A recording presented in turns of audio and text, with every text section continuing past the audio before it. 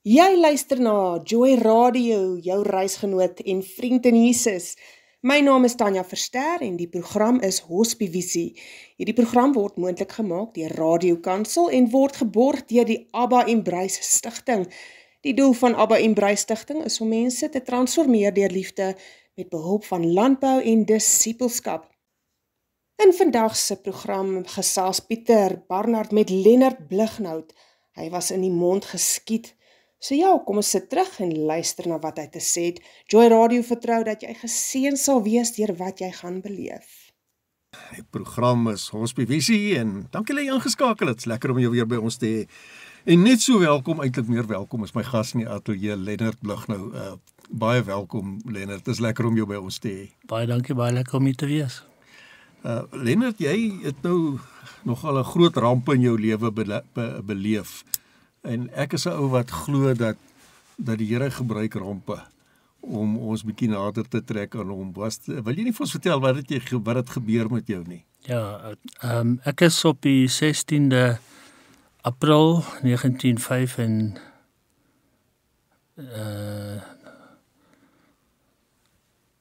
Okay, maar 1995. 16 April 1995. Is ek deur 'n kaper in die mond geskiet. Dit het buite my ma se erf gebeur.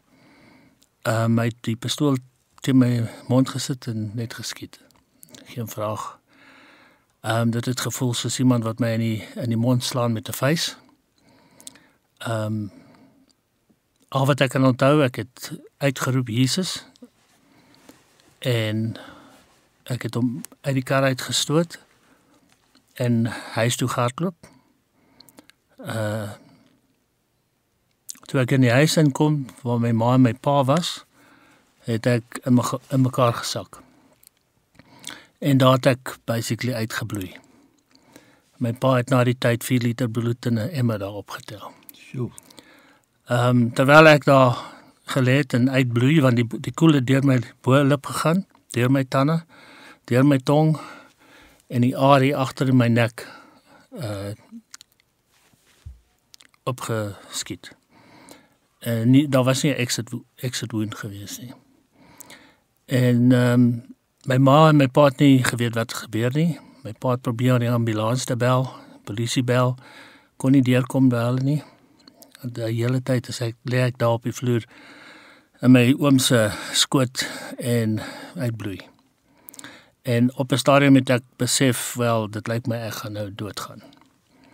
En toe bid ek my laaste gebed. Ek was nie op die regte plek met die Here gewees nie. Ek het die Here geken, maar ek het hom nie gedien soos wat 'n mens moet nie. En so ek het my saak reggemaak met die Here, gevra dat hy my sondes vergewe. En toe ek klaar is, toe sê ek vir Brad, ek is reg as hy my wil vat. Ek sê toe vir hom, maar ek het 'n seentjie van 1,5 jaar oud en ek wil graag hê hy moet 'n pa hê. En daarmee het ek gewag vir die dood. Ek het blykbaar omtrent 40 minute daar gelê. Wat dieselfde tyd gebeur het buite, toe die ou wat my geskiet het weghardloop, het hy die pistool in sy hand gehad en hy het nie gesien. By die verkeerslig was daar 'n polisiekar, eintlik 'n plainclothes speurders. So hy het nie gesien as polisie nie. Hulle het sy geweer gesien en toe jaag hulle hom agter. En 'n bietjie verder aan het hy op hulle geskiet. Hulle het toe hom geskiet in die been en toe kry hulle die ambulans vir hom. En toe kom hulle terug na ons kant toe om te kyk of iets gebeur het, want hulle het nie geweet wat gebeur het nie. En daai tyd het my pa uit die huis uitgekom. In totale frustrasie, hy het gesê hy was reg om die eerste ou wat hy gesien het in die straat geskiet. Want hy was kwaad. Toe kom hier die 2 polisiemanne met gewone klere by die hek in. Hy het nog op hulle gemik en hulle toe sê nee, hulle is polisie. Hy vertel toe, wel, sy seun is besig om dood te gaan. Toe bring hulle die ambulans na ons toe. En hulle het seker besef dis 'n groot nood en toe kry hulle sommer 'n helikopter van Milpark. En toe vat hulle my met die helikopter hospitaal toe. Toe ek daar kom, soos ek sê, dit was 16 April, Sondagoggend, publieke vakansiedag. Dr. Plani wat daar was net per toeval daar, om een van sy pasiënte te sien. Een van die beste chirurge wat die land het. En al vir wie hulle moes was hy narkotiseerder. Hy het omtrent 'n uur later gekom. Maar die hele tyd was ek bewus by my bewussyn gewees. Maar die laaste wat ek kan onthou is toe hulle my in die ambulans sit terwyl hulle wag vir die helikopter, toe sê die vlieënier vir hulle hy is oor 5 minute daar. Maar my suster wat in 'n trauma unit werk as 'n verpleegster, het daai tyd ingekom toe hulle my uitdra, toe hoor sy die een sê vir die ander, hulle moet gou maak my BP is 0. So ek neem aan ek het nie bloed gehad nie.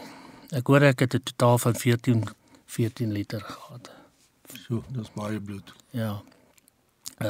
14 liter transfer bloed en seilem of wat dit ook al genoem word. So ja, ek was in die hospitaal ek het daar gelê in die intensive care vir so 7 dae. Een dag in high care en een dag in 'n gewone saal. Die ou wat geskiet is, die ou wat my geskiet het, hy was blykbaar 6 weke in die hospitaal. Selfe hospitaal.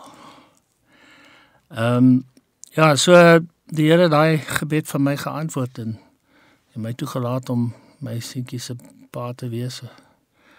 En my seun is nou 31 of 32 omtrent. En hy het onlangs hy sy hart aan die Here gegee. Al het hy in 'n Christelike huis groot geword. Dit beteken nie jy is noodwendig 'n kind van die Here net omdat jy in 'n Christelike huis groot word nie. So hy het 'n paar maande terug sy hart aan die Here gegee. En ek het die voorreg gehad om hom in die Vaalrivier te doop. Ja. En nou is hy besig om, vandat hy gedoop is, het ons nog 2 ouetjies gedoop, wat hy na die Here toe gebring. Dis wonderlik. En hy het ook sommer begin met hawelose mense gesels by hulle plekkies, en hy het my ingetrek daarso, so. Ja, die Here is groot. Ja, nee, dis 'n wonderlike getuienis, maar sê gou vir my, as ek nou so 'n bietjie kan backtrack, so 'n bietjie teruggaan, daai ou wat jou nou geskiet het, hoe voel jy oor hom? Is jy kwaad vir hom? Wat het gebeur daar wat jou self betref? Ek sal dit so vir jou stel. Ek was vir 'n lang ruk was ek baie beskermd deur my familie gewees. Want ek het besef hoe gevaarlik is dit om na buite te wees. Wat hom betref, ek het nie eintlik 'n haat vir hom. Ek kan nie onthou dat ek selfs daai tyd vir hom haat gehad het nie.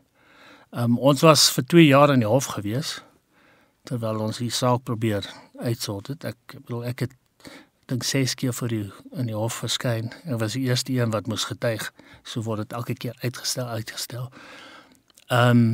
Maar ja, as ek hom nou moet ontmoet, dan kry hom jammer, want hy moes 15 jaar in die tronk sit, en ek weet nie, en ek dink hy het groot geskrik, want hy het 'n pistool gehad, en hy het my in die mond geskiet, en ek het dit oorleef, hom uit die kar uitgestoot, en jy weet, die pistool het meer as een rond, hy kom my vol dood geskiet het.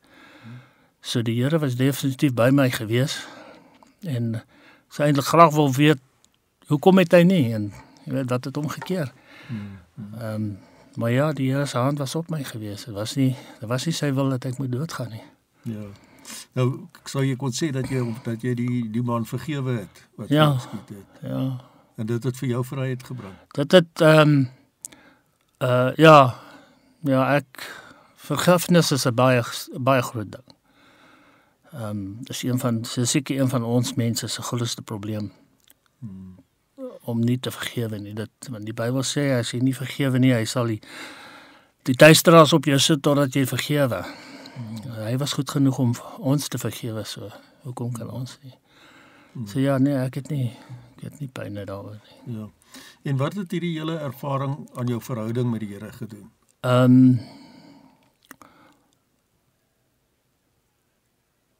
Ek het natuurlik nader aan die Here gekom.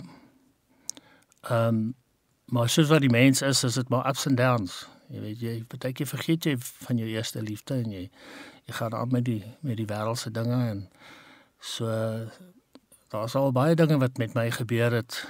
Die Here met my gewerk het en my herinner het, jy weet, van sy liefde en ek het nogal 'n groot adventure in die Here gehad al my lewe. Sê vir my nou, jy het ook nou genoem vir my voordat ons op die lig gekom het dat jy 'n videoklip op die internet het. Is dit op YouTube, nee? Dis op die getuienis, ja. Hulle het my kom afneem, so die hele getuienis is ook daar so. Ja. Okay. Onder wat is dit as iemand dalk gaan kyk? Hulle kan maar net Google vir die getuienis en Lennard Blignaut in die mond geskiet. Okay, so hulle sal dit dalk kry, ja. So, Lennard, dis 'n groot getuienis en as ek jou so kyk, sou ek nooit sê jy is deur die mond geskiet nie. Jy lyk so absoluut 100% normaal, maar dis die wonderwerk wat die Here gedoen het, ja, die mens moes maar vir my nuwe voortande gee. Ja. Dat ek een keer moes al vervang en ja, so. Maar die Here is goed. Ons prys sy naam daarvoor. Amen. Nou ja, ek gesels nou hierso met Lennard Blignaut wat sy getuienis met ons deel. Wat 'n voorreg om vir jou in die ateljee te kon gehad het, Lennard. Die program is Hospivisie en oudergewoonte is dit nou tyd vir ons oordenking en ek gaan met jou deel uit Handelinge hoofstuk 14. Ons lees hier van die 19de vers af. Maar daar het Jode van Antiochië en Ikonium aangekom en hulle het nadat hulle die skare omgepraat het, Paulus gestenig en hom buitekant die stad gesleep met die gedagte dat hy dood was. Maar toe die disippels hom omring, het hy opgestaan en in die stad gekom en die volgende dag saam met Barnabas na Derbe vertrek. En nadat hulle aan daardie stad die evangelie verkondig en 'n aantal disippels gemaak het hulle teruggegaan na Lystra en Ikonium en Antiochië en die siele van die disippels versterk en hulle vermaan om in geloof te bly deur te sê, ons moet deur baie verdrukkinge in die koninkryk van God ingaan. Ek lees net tot sover. Wat 'n wonderlike getuienis is dit nie. Paulus is gestenig en hy is uit die stad uitgesleep om in die son te verrot. Maar hy het getroue broers in Christus gehad wat hom omring het. En ek glo dis veilig vir ons om te sê dat hulle vir hom gebid het en God vertrou het vir die wonderwerk. Vanuit 'n situasie waar Paulus so erg beseer was dat hulle gedink het hy is dood, het hierdie man van God doeteenvoudig opgestaan en teruggestap in die stad in. Dit is nou God aan die werk. Dit is 'n voorbeeld van hoe gelowiges die Here vertrou om die wonderwerk te doen. Die disippels, en dis nou die gelowiges, dis nie net die 12 apostels nie, was besig om God se werk met entoesiasme te doen. Maar ek dink ons kan aanvaar dat baie van hulle ook sekulêre werke gehad het om inkomste te genereer en hulle lewenskoste te dek. En tog het hulle vir God altyd tyd gemaak. Paulus en die disippels het 'n baie diepgaande stelling gemaak. Hulle het gesê, ons moet deur baie verdrukkinge in die koninkryk van God ingaan.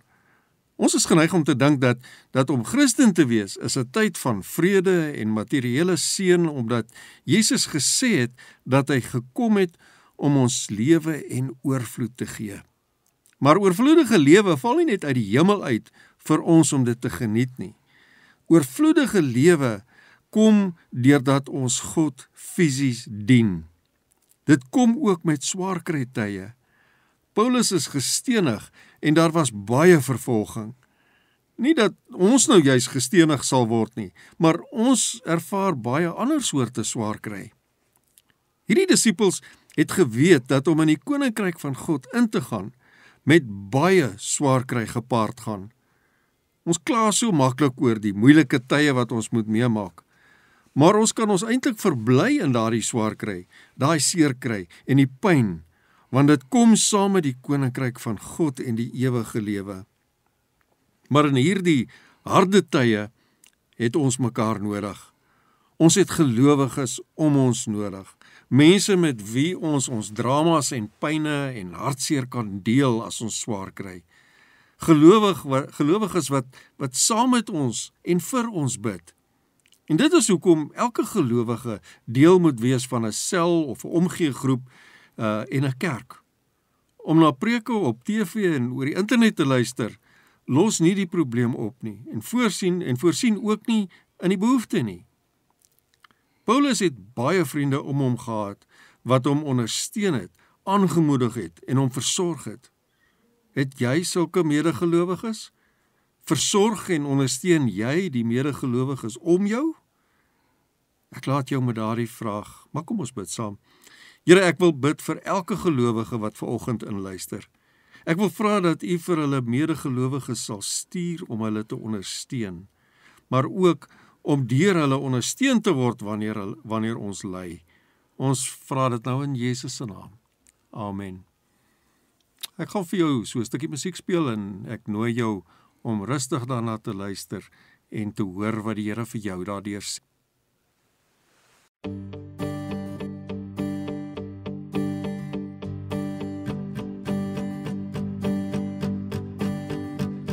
Elke mens kry soms 'n swaar tyd. Alles om jou begin val lyk. Dit voel of jy teen die dak vasbyt. Die lewe wil jou keel toe druk.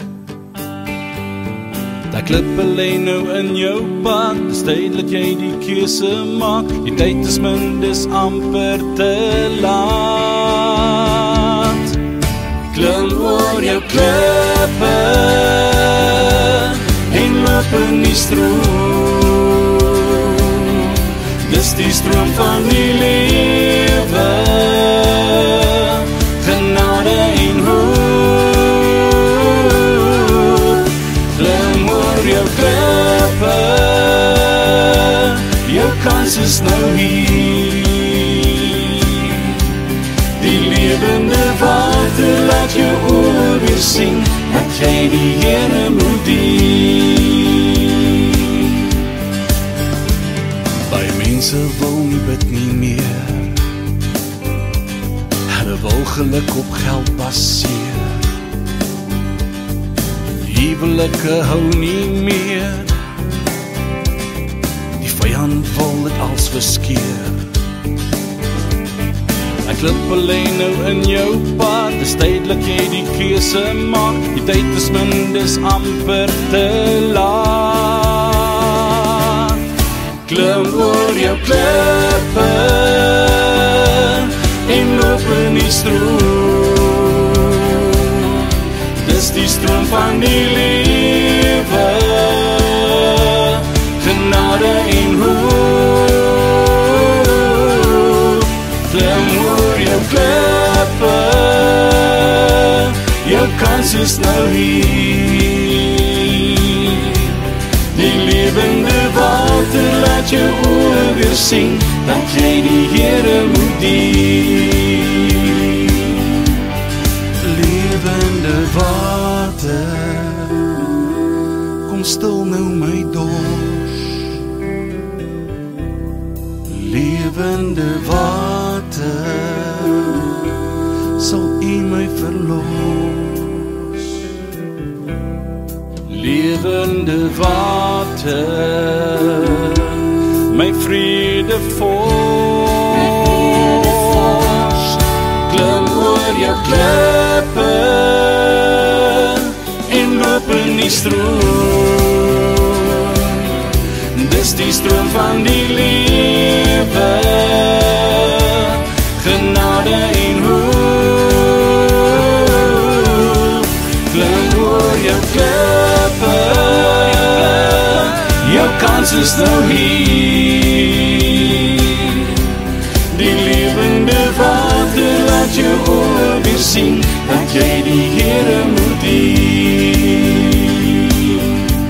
Die lewende water laat jou oor weer sien, dat jy die Here moet dien.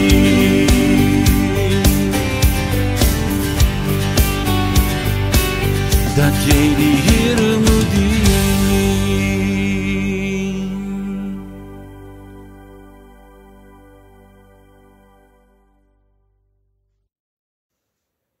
En die lied wat ons na geluister het, was Die Klippe liedjie van 'n Blaze. Dit was die Hospie-Visie program wat aan jou gebring is deur Radio Kansel en geborg is deur die Abba en Bruise Stichting. Jy kan gerus gaan loer na hulle webtuiste by www.abba.afrika.